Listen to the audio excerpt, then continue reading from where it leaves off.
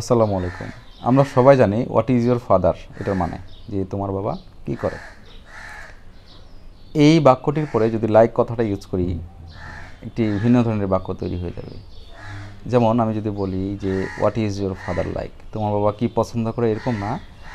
এই লাইক কথাটা শেষে ইউজ করার কারণে হবে যে তোমার বাবা কেমন, বা তোমার বাবা কেমন ধরনের মানুষ, বা তোমার বাবা কেমন মানুষ।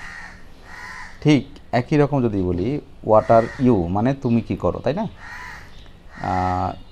যদি লাইক কথাটা ইউজ করি তখন কী হবে, হোয়াট আর ইউ লাইক, তুমি কেমন মানুষ। তারপর what is your friend like, তোমার বন্ধু কেমন মানুষ। What is your mother like, হ্যাঁ, তোমার মা কেমন মানুষ। হোয়াট আর দে লাইক, তারা কেমন, বা তারা কেমন মানুষ, এরকম। তো এই হোয়াটের পরে আমরা কী নেব, বি ভার্ব নেব।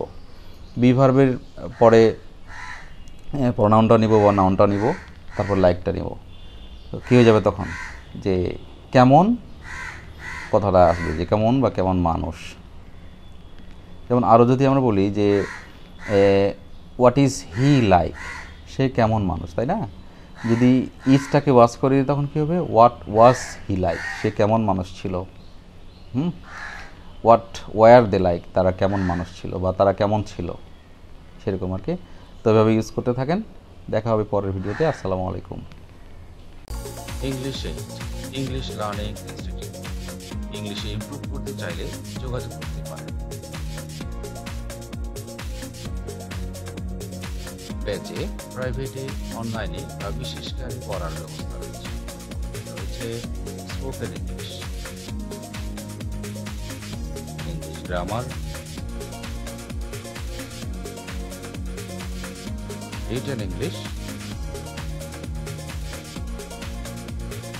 SSC English,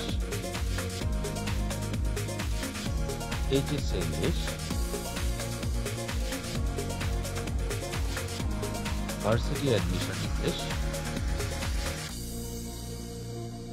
cadet English, IELTS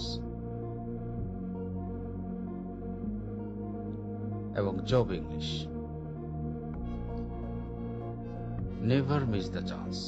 Call for details 01718 406 413. Thanks for watching.